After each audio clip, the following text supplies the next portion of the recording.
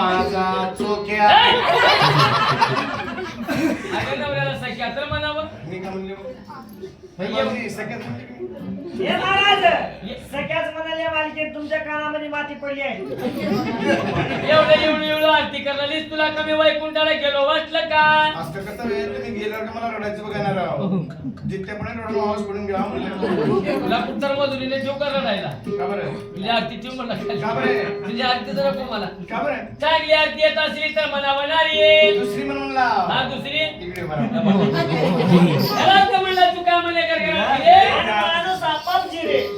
चल जवळ. तू असं म्हणलं जय देव जय देव जय चटणी दांड कोकणीनं कोटारे नवऱ्याची गांड जय देव जय चटणी दांड कोकणीनं कोटारे नवऱ्याची गांड.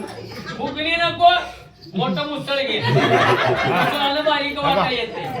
व्हायला आरती शिकल्या नाहीतर उगा मिक्सर मध्ये घालून का नको ती आरती.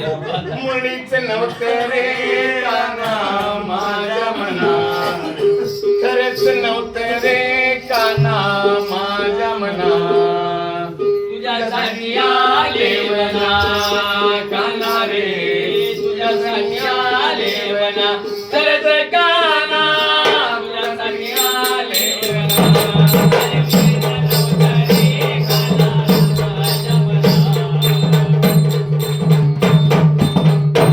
अशोकराव विराजी मानकरी गाव धारजवाडी एका रुपयाचा दिलेला अरे खरंच नव्हतं रे काना माझ्या मना तुझ्यासाठी आले